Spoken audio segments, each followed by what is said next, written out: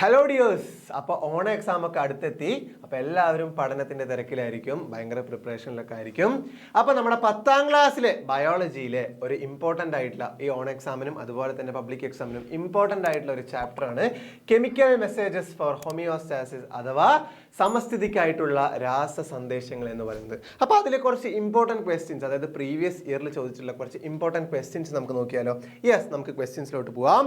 Yes, first എന്ന് പറയുന്നത് rearrange columns B and C according to the column A table. അതായത് കോളം ബിയും സിയും എന്ത് അറേഞ്ച് ചെയ്യുക എ ടേബിളിൽ തന്നിട്ട്. ഹൈപ്പോ തലാമസ് എന്ന് പറഞ്ഞ് തന്നിട്ടുണ്ട്. ഹൈപ്പോ തലാമസുമായിട്ട് ബന്ധപ്പെട്ടത് ഏതാ? അവിടെ ഹൈപ്പോ തലാമസുമായിട്ട് ബന്ധപ്പെട്ടത് നമുക്കറിയാം വാസോപ്രസിൻ ആണ് അല്ലേ. അതായത് ഹൈപ്പോ തലാമസിന്റെ പിറ്റ്യൂട്ടറിയുടെ പോസ്റ്റീരിയർ ലോബിൽ പ്രൊഡ്യൂസ് ചെയ്യുന്നതാണ് വാസോപ്രസിനും ഓക്സിറ്റോസിനും അല്ലേ. അപ്പോൾ വാസോപ്രസിനാണ്. വാസോപ്രസിനുമായിട്ട് ബന്ധപ്പെട്ടിട്ടുള്ള ഡിസീസ് ഏതാണെന്ന് ചോദിച്ചു കഴിഞ്ഞാൽ നമുക്കറിയാം ഇറ്റ് ഇസ് ഡയബറ്റിസ് ഇൻസിപ്പിഡസ് അല്ലേ. ഡയബറ്റിസ് ഇൻസിപ്പിഡസ്, അതായത് വാസോപ്രസിന്റെ ഉൽപാദനം ക്രമാതീതമായി കുറയുമ്പോൾ, വാസോപ്രസിന്റെ പ്രൊഡക്ഷൻ കുറയുന്ന സമയത്ത് എന്താണ് absorption of water from the kidney കുറയും. അതുപോലെ തന്നെ യൂറിൻ്റെ പ്രൊഡക്ഷൻ യൂറിൻ്റെ എക്സ്ക്രീഷൻ ഭയങ്കരമായിട്ട് നടക്കും. ആ ഒരു കണ്ടീഷനെ പറയുന്ന പേരാണ് ഡയബറ്റിസ് ഇൻസിപ്പിഡസ് എന്ന് പറയുന്നത്. പിന്നെ പാങ്ക്രിയാസ് ഉൽപ്പാദിപ്പിക്കുന്ന ഹോർമോൺ അവിടെ ഏതാ? പാങ്ക്രിയാസ് ഉൽപ്പാദിപ്പിക്കുന്ന ഹോർമോണാണ് നമുക്കറിയാം ഇൻസുലിനും ഗ്ലൂക്കഗോണുമാണ് പാങ്ക്രിയാസ് ഉൽപ്പാദിപ്പിക്കുന്ന ഹോർമോൺ. അപ്പൊ ഇൻസുലിനാണ്.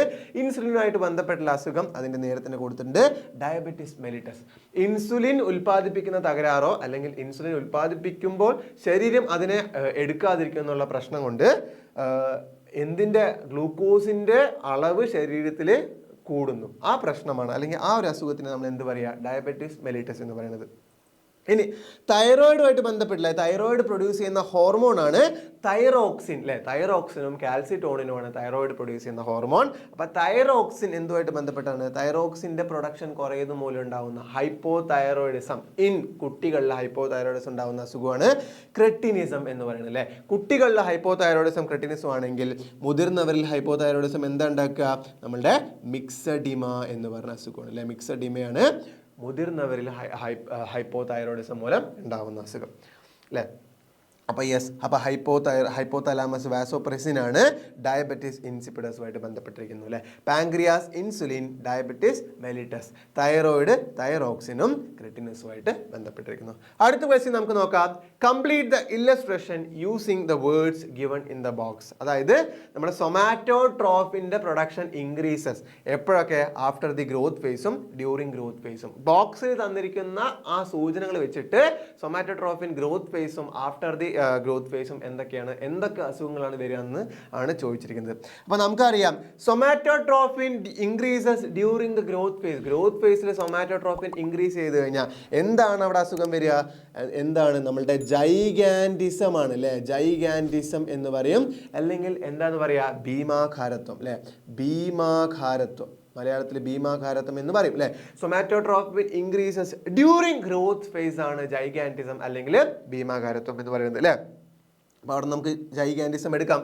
ഇനി somatotrophin increases after the growth phase. Growth ഫേസിന് ശേഷം സൊമാറ്റോട്രോഫിൻ ഇൻക്രീസ് ചെയ്ത് കഴിഞ്ഞാൽ അവിടെ എന്താണ് അസുഖത്തിന്റെ പേര്? അതിന്റെ പേരാണ് അക്രോമെഗാലി. അതിന്റെ പേരാണ് അക്രോമെഗാലി. അതായത് ഗ്രോത്ത് ഫേസിന് ശേഷം സൊമാറ്റോട്രോഫിന്റെ ഇൻക്രീസസിന് സംഭവിക്കുന്നതാണ് അക്രോമെഗാലി. അപ്പൊ അക്രോമെഗാലിയും അവിടെ നിന്ന് എടുത്തു കഴിഞ്ഞു.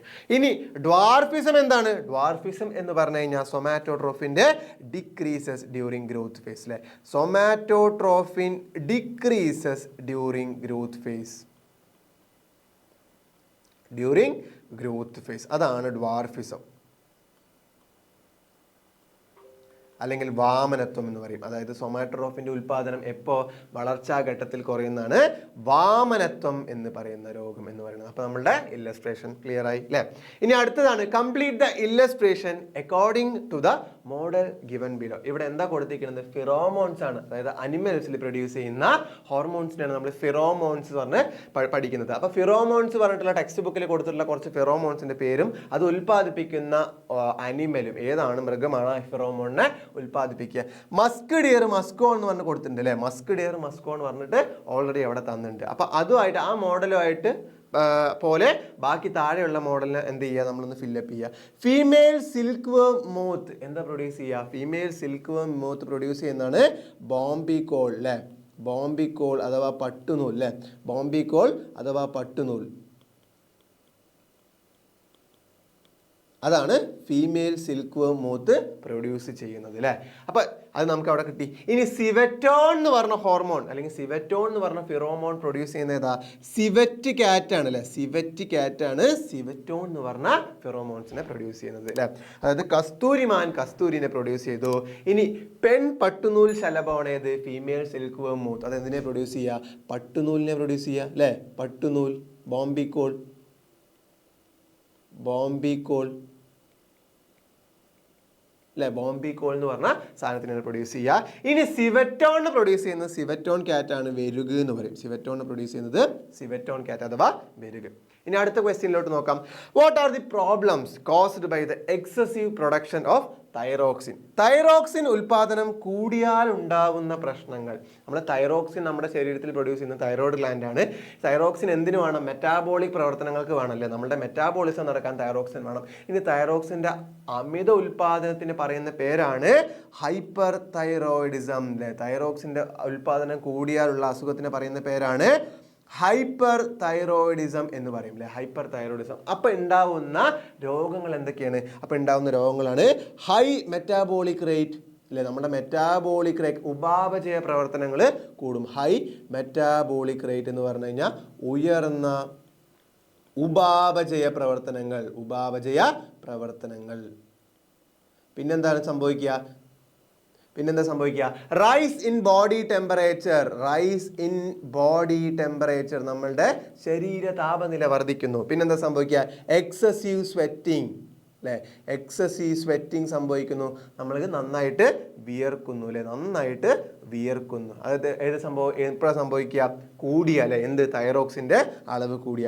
Increased heart beat, increased heart beat, നമ്മളുടെ ഹൃദയസ്പന്ദനം വർദ്ധിക്കുന്നു. അതേപോലെ തന്നെ വെയിറ്റ് ലോസ്,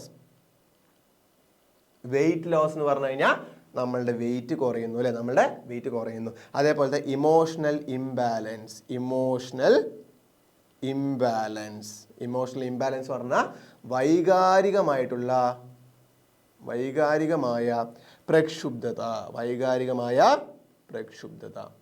അപ്പം ഇത്രയും കാര്യങ്ങളാണ് തൈറോക്സിന്റെ പ്രൊഡക്ഷൻ കൂടുമ്പോൾ ഉണ്ടാകുന്നത്. അതാണ് ഹൈപ്പർ തൈറോയിഡിസം. ഹൈപ്പർ തൈറോയിഡിസിന്റെ ലക്ഷണങ്ങളാണ് ഹൈ മെറ്റാബോളിക് റേറ്റ്, ഉയർന്ന ഉപാപചയ പ്രവർത്തനങ്ങൾ, റൈസ് ഇൻ ബോഡി ടെമ്പറേച്ചർ, ശരീര താപനില വർദ്ധിക്കുന്നു, എക്സസീവ് സ്വെറ്റിംഗ്, നന്നായിട്ട് വേർക്കുന്നു, ഇൻക്രീസ്ഡ് ഹാർട്ട് ബീറ്റ്, ഹൃദയസ്പന്ദനം കൂടുന്നു, വെയിറ്റ് ലോസ് സംഭവിക്കുന്നു, അതേപോലെ ഇമോഷണൽ ഇംബാലൻസ്, വൈകാരിക പ്രക്ഷുബ്ധത. അടുത്ത ക്വസ്റ്റ്യൻ നോക്കാം. Correct statement if it is wrong. അതായത് തന്നിരിക്കുന്ന സ്റ്റേറ്റ്മെന്റിൽ എന്തെങ്കിലും റോങ് ഉണ്ടെങ്കിൽ അതൊന്ന് കറക്റ്റ് ചെയ്യാം. നമുക്ക് നോക്കാം. Endocrine glands are ductless glands. Endocrine glands പറഞ്ഞു കഴിഞ്ഞാൽ എൻഡോക്രൈൻ ഗ്രന്ഥികൾ നാളീരഹിത ഗ്രന്ഥികളാണ്. ശരിയല്ലേ അല്ലേ? എൻഡോക്രൈൻ ഗ്രന്ഥികൾ ഡക്ട്ലെസ് ഗ്ലാൻഡ്സ് ആണ്. അവർക്ക് ഒരു പ്രത്യേകമായിട്ടുള്ള ട്യൂബ്സോ ഡക്ട്സ് ഇല്ല. അതുകൊണ്ട് ഡക്ട്ലെസ് ഗ്ലാൻഡ്സ് നാളീരഹിത ഗ്രന്ഥികളാണ്. അത് ശരിയാണ് അല്ലേ? ഇനി alpha cells in the islets of Langerhans secretes insulin. Islets of ലാംഗർഹാൻസിലെ ആൽഫ സെല്ലാണോ ഇൻസുലിനെ പ്രൊഡ്യൂസ് ചെയ്യുക? അല്ല. ഐലറ്റ്സ് ഓഫ് ലാംഗർഹാൻസിലെ ബീറ്റ സെല്ല് ആണ് അല്ലെ. ബീറ്റ സെല്ല് പറഞ്ഞാൽ ബീറ്റ കോശങ്ങൾ.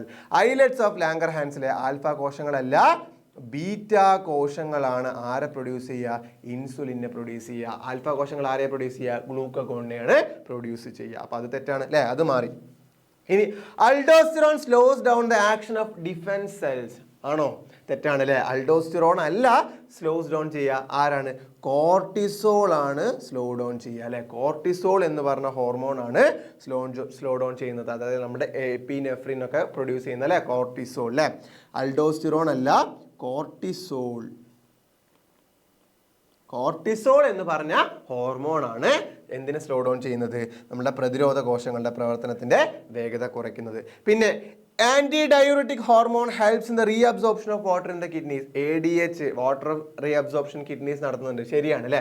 ആന്റി ഡയൂററ്റിക് ഹോർമോൺ വിളിക്കുന്നതാണ് വാസോപ്രസിൻ. വാസോപ്രസിനെയാണ് ആന്റി ഡയൂററ്റിക് ഹോർമോൺ എന്ന് വിളിക്കുന്നത്. അതായത് ADH വൃക്കയിൽ ജലത്തിന്റെ പുനരാകിരണത്തിന് സഹായിക്കുന്നു. വാസോപ്രസിൻ വൃക്കയിൽ ജലത്തിന്റെ പുനരാകിരണത്തിന് സഹായിക്കുന്നുണ്ട്. അത് ശരിയായിട്ടുള്ള സ്റ്റേറ്റ്മെന്റ് ആണ്. ഇനി hypothalamus secretes inhibitory hormones which stimulates the anterior lobe of the pituitary gland. Inhibitory ഹോർമോണിനെയാണോ ഹൈപ്പോതലാമസ് ഇൻഹിബിറ്ററി ഹോർമോണിനെ സെക്രീറ്റ് ചെയ്യുന്നുണ്ട്, അവരാണോ സ്റ്റിമുലേറ്റ് ചെയ്യുക? അല്ല, റിലീസിങ് ഹോർമോൺ ആണ് എന്തിനെ സ്റ്റിമുലേറ്റ് ചെയ്യുക? Anterior lobe of pituitary gland അല്ലേ. നമ്മുടെ റിലീസിങ് ഹോർമോണുകളാണ് ആൻറ്റീരിയർ ലോബ് ഓഫ് പിറ്റ്യൂട്ടറി ഗ്ലാൻഡിനെ സെക്രീറ്റ് ചെയ്യുക. ഹൈപ്പോതാലാമസ് ഉൽപ്പാദിപ്പിക്കുന്ന ഇൻഹിബിറ്ററി ഹോർമോൺ അല്ല, റിലീസിങ് ഹോർമോൺ ആണ് പിറ്റ്യൂട്ടറി ഗ്രന്ഥിയുടെ മുൻതലത്തെ ഉത്തേജിപ്പിക്കുന്നത്. അപ്പൊ നമ്മുടെ അവിടെ തെറ്റായ സ്റ്റേറ്റ്മെന്റ്സ് ഒക്കെ കറക്റ്റ് ആക്കാനാണ് പറഞ്ഞത് അല്ലേ. അപ്പോൾ തെറ്റായ സ്റ്റേറ്റ്മെന്റ് നമ്മൾ കറക്റ്റ് ആക്കിയിട്ടുണ്ട്. ആൽഫ കോശങ്ങളല്ല, ബീറ്റ കോശങ്ങളാണ്. അൽഡോസ്റ്ററോൺ അല്ല, കോർട്ടിസോൾ ആണ്. വാസോപ്രസിൻ ആണ് ആന്റി ഡയറോട്ടിക് ഹോർമോൺ അഥവാ reabsorption of water in kidneys. അതേപോലെ ഇൻഹിബിറ്ററി ഹോർമോൺസ് അല്ല, പിന്നെ എന്താണ്? നമ്മളുടെ റിലീസിങ് ആയിട്ടുള്ള ഹോർമോൺസ് ആണ് ആന്റീരിയർ ലോബ് ഓഫ് പിറ്റ്യൂട്ടറി ഗ്ലാൻഡിനെ സ്റ്റിമുലേറ്റ് ചെയ്യുന്നത്. അടുത്ത ക്വസ്റ്റ്യൻ നോക്കാം. Overproduction as well as underproduction of hormone thyroxine may lead to disorders substantiate. Overproduction of thyroxine ആയാലും underproduction of തൈറോക്സിന്റെ അമിത ഉൽപാദനവും കുറഞ്ഞ അളവിലുള്ള ഉൽപാദനവും ശരീരത്തിനെ എങ്ങനെയെല്ലാം ബാധിക്കുന്നു? തൈറോക്സിന്റെ പ്രൊഡക്ഷൻ കൂടുമ്പോൾ ഉണ്ടാകുന്ന അസുഖത്തിന്റെ പേരാണ് ഹൈപ്പർ തൈറോയിഡിസം അല്ലേ. നമ്മൾ പറഞ്ഞു, നേരത്തെ പറഞ്ഞു, ഹൈപ്പർ തൈറോയിഡിസിന്റെ ലക്ഷണങ്ങളും പറഞ്ഞു അല്ലേ. തൈറോയിഡിന്റെ പ്രൊഡക്ഷൻ കൂടുന്നു, അതായത് തൈറോയിഡിന്റെ ഉൽപാദനം ഇൻക്രീസ് ചെയ്യുന്നു. Thyroid production increases. ഇനി തൈറോയിഡിന്റെ പ്രൊഡക്ഷൻ കുറഞ്ഞാലോ? തൈറോയിഡിന്റെ പ്രൊഡക്ഷൻ കുറഞ്ഞാലോ? Thyroid production decreases. അപ്പം ആ ഒരു അസുഖത്തിൻ്റെ പേരെന്താ പറയുക? അതിനെ പറയുന്ന പേരാണ് ഹൈപ്പോ തൈറോയിഡിസം. ഹൈപ്പോ തൈറോയിഡിസം അല്ലേ, ഹൈപ്പോ തൈറോയിഡിസം. ഇനി തൈറോയിഡിന്റെ പ്രൊഡക്ഷൻ കുറയുക എപ്പോൾ കുറയുക? കുട്ടികളിലും കുറയുക, അതായത് വളരെ ചെറുപ്പത്തുള്ള സ്റ്റേജിൽ, ഫീറ്റൽ സ്റ്റേജിലോ അല്ലെങ്കിൽ ഇൻഫാൻസി സ്റ്റേജിലോ കുറയുക. അപ്പം ഉണ്ടാവുന്ന രോഗത്തിന്റെ പേരാണ് ക്രെട്ടിനിസം. കുട്ടികളിൽ ഓക്കെ, ക്രെട്ടിനിസം. കുട്ടികളിലാണെങ്കിൽ ക്രെട്ടിനിസം. ഇനി വലിയ ആൾക്കാരിൽ തൈറോക്സിന്റെ പ്രൊഡക്ഷൻ കുറയാൻ പറ്റും, അപ്പം ഉണ്ടാവുന്ന അസുഖത്തിന്റെ പേരാണ് മിക്സെഡിമ. വലിയ ആൾക്കാരിൽ മിക്സെഡിമ എന്ന് പറയും അല്ലേ. ഇനി ക്രെട്ടിനിസത്തിനും എന്തുണ്ട്? കുട്ടികളിൽ വളർച്ചാ നിരക്ക് കുറയുന്നു, അതേപോലെ തന്നെ സ്ലഗ്ഗിഷ്നെസ് വരുന്നു, അതേപോലെ തന്നെ നല്ല രീതിയിൽ വളർച്ച സംഭവിക്കുന്നില്ല, കുട്ടികളുടെ ഉൽപാദനമൊക്കെ കുറയുന്നു. അതൊക്കെയാണ് കുട്ടികളുടെ ബ്രെയിൻ ഡെവലപ്മെന്റ് ഒക്കെ കുറയുന്നു. മിക്സഡീമ ആണെങ്കിലോ സ്ലഗ്ഗിഷ്നെസ് വരുന്നു, ബോഡി ഭയങ്കര നന്നായിട്ട് വെയിറ്റ് വെക്കുന്നു, അങ്ങനെയുള്ള കാര്യങ്ങളൊക്കെ മിക്സഡീമ. അപ്പൊ ഹൈപ്പോ തൈറോയിഡിസത്തിൽ രണ്ട് ഘട്ടമുണ്ട് അല്ലെങ്കിൽ രണ്ട് തരമുണ്ട്. കുട്ടികളിലാണെങ്കിൽ ക്രെട്ടിനിസം, മിക്സഡീമ. വലിയ ആൾക്കാരിൽ, മുതിർന്ന ആൾക്കാരിൽ, അഡൽട്ടിലാണ് വരുന്നതെങ്കിൽ ക്രെട്ടിനിസം അല്ല മിക്സഡിമ എന്നും നമ്മൾ പഠിച്ചു വെക്കാം. ഇനി അടുത്തത് പ്ലാൻ ഹോർമോൺസിന്റെ ഒരു ഫിൽ ഇൻ ദ ബ്ലാങ്ക്സ് അല്ലെങ്കിൽ മാച്ച് ദി ഫോളോയിങ് അല്ലെങ്കിൽ വിട്ട ഭാവം പൂരിപ്പിക്കാൻ പറഞ്ഞിരിക്കുകയാണ്. നമുക്ക് കുറേ പ്ലാൻ ഹോർമോൺസ് തന്നിട്ടുണ്ട്, അവന്റെ ഫംഗ്ഷൻസ് തന്നിട്ടുണ്ട്. ആദ്യത്തെ പ്ലാൻ ഹോർമോൺ ആണ് ഓക്സിൻ. ഓക്സിന്റെ ഫംഗ്ഷൻസ് എന്തൊക്കെയാണ്? ഓക്സിന്റെ ഫംഗ്ഷൻസ് ആണ് സെൽ ഗ്രോത്ത്, സെൽ ഇലോങ്ങേഷൻ അല്ലെങ്കിൽ promoting the growth of terminal buds അല്ലെങ്കിൽ ഫ്രൂട്ട് ഫോർമേഷൻ ഒക്കെ സംഭവിക്കുന്നത് ഓക്സിനാണ്. അപ്പൊ സെൽ ഗ്രോത്ത്, അതേപോലെ തന്നെ സെൽ ഇലോങ്ങേഷൻ, ഇതൊക്കെ ആരാണ്? സെൽ ഗ്രോത്ത്, സെൽ ഇലോങ്ങേഷൻ ഒക്കെ ആരാണ്? ഓക്സിനാണ്. അതായത് കോശ വളർച്ച, അതേപോലെ തന്നെ കോശ ദീർഘീകരണം, ഇതൊക്കെ ആരാ ചെയ്യുക?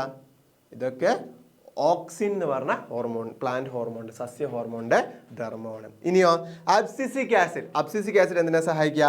ഡോർമെൻസി ഓഫ് എംബ്രിയോക്ക് സഹായിക്കുന്നത് അബ്സിസിക് ആസിഡ് ആണ് അല്ലെ. ഡോർമെൻസി ഓഫ് എംബ്രിയോന് സഹായിക്കുന്നത് അബ്സിസിക് ആസിഡ് ആണെന്ന് നമുക്കറിയാം. ഭ്രൂണത്തിന്റെ സുപ്താവസ്ഥ എന്നൊക്കെ പറയും അല്ലെ. ഭ്രൂണത്തിന്റെ സുപ്താവസ്ഥ അതൊക്കെ നടക്കുന്നത് അബ്സിസിക് ആസിഡ് എന്ന് പറഞ്ഞ ഹോർമോണാണ്. ഇനി break down of stored food in seed എന്ന് പറഞ്ഞ ഫംഗ്ഷൻ നടത്തുന്ന പ്ലാൻ ഹോർമോൺ ഏതാ ചോദിച്ചു കഴിഞ്ഞാൽ നമുക്കറിയാം, ഇറ്റ് ഈസ് ഗിബർലിൻസ് അല്ലെ. ഇറ്റ് ഈസ് ഗിബർലിൻസ് എന്ന് പറഞ്ഞ ഹോർമോൺസ് ആണ്, അല്ലെങ്കിൽ ജിബർലിൻസ് ഒക്കെ നിങ്ങൾ പഠിച്ചിട്ടുണ്ടാവും അല്ലെ. ഗിബർലിൻസ് എന്ന് പറഞ്ഞ ഹോർമോൺസ് ആണ് ബ്രേക്ക് ഡൗൺ ഓഫ് ജിബർലിൻസ് എന്ന് പറയും അല്ലെ. വിത്തിലെ സമൃദ്ധാഹാരത്തിന്റെ വിഘടനം നടത്തുന്നത് നമ്മളുടെ ജിബർലിൻസ് എന്ന് പറഞ്ഞ ഹോർമോൺസ് ആണ്, പ്ലാന്റ് ഹോർമോൺ ആണ്. ഇനി സൈറ്റോകിനിൻസിന്റെ ഫംഗ്ഷൻ എന്താ? സൈറ്റോകിനിൻ സെൽ ഡിഫറൻഷിയേഷൻ നടത്തുന്നത് ആരാ? സൈറ്റോകിനിൻ ആണ് അല്ലെ. കോശ വിഭജനം നടത്തുന്നത് കോശവിഭജനം നടത്തുന്നത് നമ്മുടെ സൈറ്റോകിനിൻ എന്ന് പറഞ്ഞ ഹോർമോണാണ്. സൈറ്റോകിനിൻ എന്ന് പറഞ്ഞ ഹോർമോണാണ്. ഇനി helps in ripening of fruits, അതായത് പഴങ്ങൾ പഴുക്കാൻ സഹായിക്കുന്നത് ഏതാ? എത്തിലീൻ ആണ് അല്ലേ. പഴങ്ങൾ പഴുക്കാൻ സഹായിക്കുന്നത് എത്തിലീൻ ആണ്. അതായത് എത്തിലീൻ എന്ന് പറഞ്ഞ ഹോർമോണാണ് ഫലങ്ങൾ പഴുക്കാൻ സഹായിക്കുന്നത്. അപ്പോൾ ഇതുപോലുള്ള ക്വസ്റ്റ്യൻസ് ഒക്കെ ആയിരിക്കും നിങ്ങൾക്ക് ഇനി എന്ത് ചെയ്യുക, ഈ ചാപ്റ്ററിന്, അതായത് കെമിക്കൽ മെസ്സേജസ് ഫോർ ഹോമിയോസ്റ്റാസിസ് എന്ന് പറഞ്ഞ ചാപ്റ്ററിൽ നിന്ന് നിങ്ങൾക്ക് എക്സാമിന് പ്രതീക്ഷിക്കേണ്ടത്. അപ്പോൾ ഇതുപോലുള്ള ക്വസ്റ്റ്യൻസ് ഒക്കെ ഇനിയും നിങ്ങൾക്ക് കിട്ടാൻ വേണ്ടിയിട്ട് നമ്മുടെ ചാനൽ സബ്സ്ക്രൈബ് ചെയ്യുക. നിങ്ങൾക്ക് ഫ്രണ്ട്സിന് മാക്സിമം നിങ്ങളുടെ ഫ്രണ്ട്സിനൊക്കെ ഷെയർ ചെയ്ത് കൊടുക്കുക. അപ്പോൾ എന്ത് ചെയ്യുക, അടുത്ത വീഡിയോ ആയിട്ട് കാണാം. Bye bye.